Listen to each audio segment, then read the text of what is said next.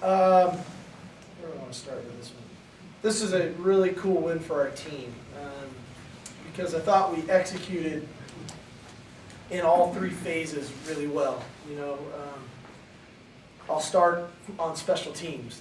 They have arguably the best kickoff returner in America, and we didn't want to let that guy beat us. And so we went to a pop-over mentality, and we sacrificed some field position in the game by doing so. And in turn, it swung the field position in a manner that our offense got stuck with quite a bit of long fields throughout the game.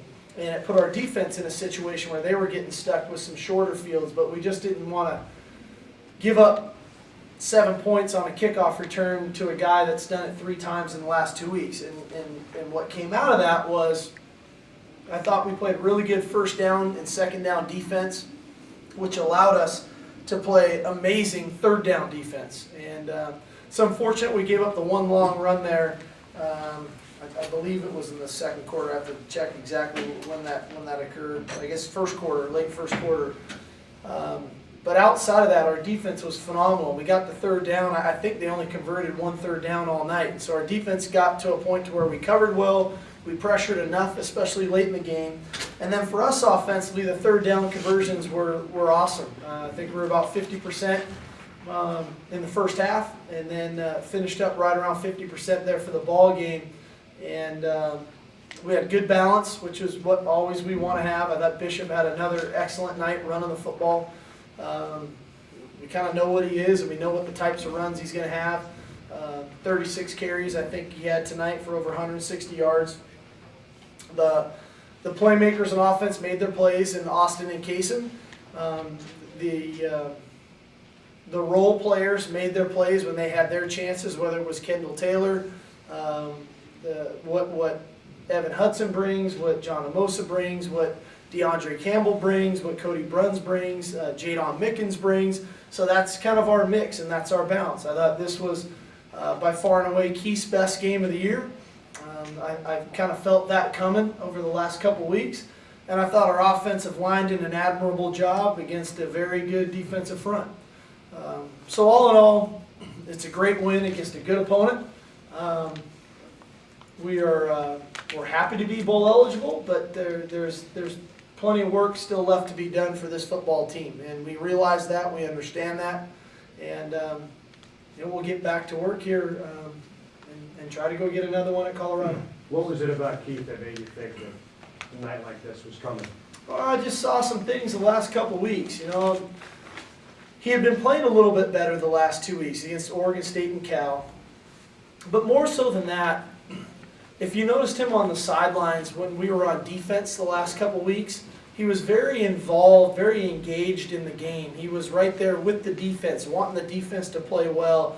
He was much more engaging than he had ever been all season. I felt like earlier in the season, the weight of the world was on his shoulders. He was sitting on the bench. He was trying to decipher through things and understand what was going on. He was much more of the leader, the Keith that we grew to know and love a year ago. That guy was starting to come back.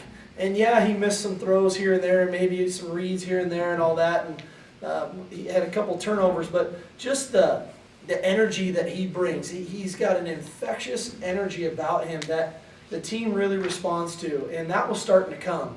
And then tonight, that didn't change. I mean, he was just playing that way. I thought he trusted his ability to either make throws, 1, 2, his legs to run the football on third down and convert some critical third downs for us. The 1 touchdown, then obviously some critical third down conversions on the 18-play drive. And I'm happy for him. It's been a grind for that kid this season. Nobody works harder. Nobody prepares more. There's not a better competitor in that locker room. Some of those guys might argue with me, but he's an awesome kid. And he deserved to have a game like this to get going. And I equate it some to, when you look at a batter, a Major League Baseball hitter, and he's in a slump, and then he's finally trying to, now he's not only he's been in a slump, but now he's starting to strike the ball well, and he's hitting the ball well, but he's lining out to the third baseman, the shortstop, the left fielder. He almost can't buy a break. That's how Keith has been here for a couple weeks. Couldn't buy a break, hits Jadon didn't make the play. He just misses a throw here, a tip ball there in the red zone last week. And sometimes you need a bloop single to kind of get you off the snide and get you going. And I thought he played a really good game tonight. Managed the game very well. Nice job of audibling when we needed to get some audibles done. Worked the clock well. The third down conversions, like I said, the red zone execution. So really happy with the way he played. Can you talk about Keith running? Obviously, he ran more tonight, scrambling and making those plays. What has allowed him to do that tonight that maybe he didn't feel comfortable? Is it comfortability or not being able to? Or Well, I don't know. I think sometimes it's just being decisive in your decision making, and when there's clarity and you trust what you see and you go. He obviously made a couple plays when he scrambled throwing the ball too tonight, which were big plays for us. I mean, the play to Austin is a tremendous play by both those two guys. I mean, Keith, I don't know how you throw the ball. He almost threw it back in play to him, and Austin jumping up making that catch. So all of that's his game, and I've said this all along. I never wanted to take his stinger because we admire him so much for the plays he's making. There's such a fine line in there of when to make those plays, when to throw the ball away. He probably threw 3 or 4 balls away tonight too when he got out of the pocket. So he just made really good decisions when he was out of the pocket to throw it away, to run it, then to throw it to try to get a completion, and it worked out for him. You talk about using Austin on the defensive line and how that came about. Just trying to generate a pass rush, and Austin's he's got fantastic tools to rush the passer. We felt like there were some things that could help us with our speed group going in there and moving Hudson inside, Shirley on the outside, Austin on the outside. And we're at a point in the season right now where it's all hands on deck, and whatever we can do to put our best personnel on the field to be successful. And I don't know exactly how effective he was at that, and I don't know exactly how many plays he played. He probably played 8 to 10 plays roughly defensively tonight. But I think he'll get better at it, and it could prove to be advantageous for us to continue to do it. We'll see as we move forward. You talked about how the first drive for Utah in the second half. How big was that for you guys in terms of just setting the tone of the second half? Well, when a team decides to go for it kind of in their own end, it's one thing you want to make the stop, like we were able to do on the 4th down play. And then it's another to capitalize on it, and to take advantage of it. And we were able to do that as well. And I thought our defense played really well. It's unfortunate we gave up a couple big runs that the numbers bear out. Sometimes don't look as great in the running game. But all in all, we played well against the run. 55 yards passing, to be that sticky in the back end with the stuff we were doing to generate some pressure on the quarterback. So, but that was big, to get a stop and then to get a score, I think was big for us. And then to answer their score later in the ball game there, when they kind of scored to generate some momentum, and we were able to go down and get another one to kind of separate ourselves again. You talked about the change in Keith's sideline demeanor. Is that something that you take effort to coach out of him, or do you let that emerge from within him on his own?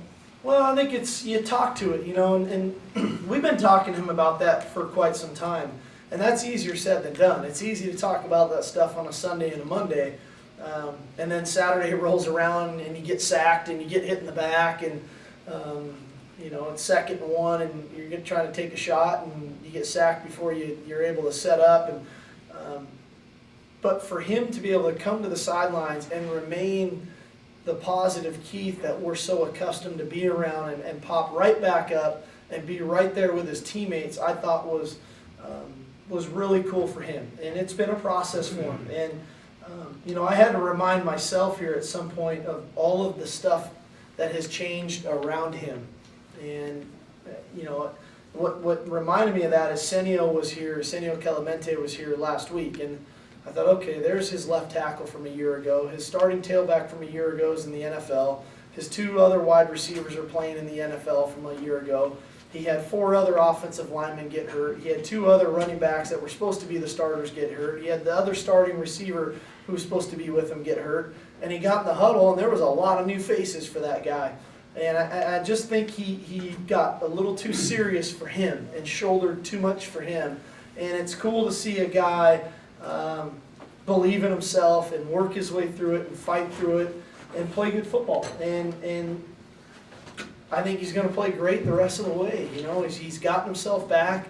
The guys around him are playing better. We're playing better up front. We understand who we are as an offense and what the style of play is going to be for us. And I think he understands that. And we're playing pretty good. Steve, what is the 1,000-yard mark for Sankey? For this team, for all you've gone through on the offensive line, tailbacks, to get a guy to that number? It's pretty cool. I'm hoping he's got more than that in his tank. You know, we'll see. You know, if you would have told me in July, when I was on vacation, that hey, the end of the year, Bishop Sankey's going to rush for well over 1,000 yards, I'd have thought, oh, how's that going to happen? You know, and now that we're here and I watch the kid play, he's a stud. You know, he's a stud. He runs hard. I think that the natural notion is if you just saw Bishop walking down the street, you wouldn't think he's an inside runner, a guy that runs between the tackles. You'd think it was more of the shotgun, zone read, get the ball on the perimeter type stuff. But he's an excellent in between the tackle runner, and it shows. That's where he makes his plays. What happened with Timu on the play? And then just talk about his game, you know, the interception prior to that, and then coming back from all He that. got a stinger. You know, that happens, I guess, in football. You know, he kind of got landed on. It wasn't the initial hit he got landed on. And obviously when it comes to that stuff, we're very precautionary. But he was able to come back in and play. It was a great play on the interception by him. He really almost had a shot at another one as well. Did you ever see? Gotta get the players in there, guys, we need to hurry up. Ever see anybody U-turn a cart? I mean, the cart was out there for him. I mean, has that ever happened? Well, you know, obviously the concerns are, you know, we're going to take every precaution initially necessary, and then he responded fine. So, and we did all of the tests to make sure that he was ready to go, and he got back in the game. How do you guard against the feeling of accomplishment now that you've won 3 in a row and you're in the bowl again and all that stuff? You know, we talked early on as a football team, this season was about taking the next step, and you know, we're not here just to play to get bowl eligible anymore, and there's plenty of meat left on our bone to go eat, and our goal is by next Saturday we get a chance to eat again. You know, see what we can do. So you had 3 personal fouls tonight, and the first one, Glenn, it looked like he was kind of slowing up and he bumped into the receiver. Did you? First one's really on DeAndre Campbell. The second one's on Glenn. I can't recall the third one, but you know, I thought our kids were playing hard. I thought we were playing through the echo of the whistle. You know, I felt at times maybe we didn't hit them as hard as they fell, but they called it, you know, and we can't control that. The flag's on the ground, we got to play the next snap. All right, guys, let's get going, we got a bunch of guys here. He'll be back, he'll be okay. Staying with that hat?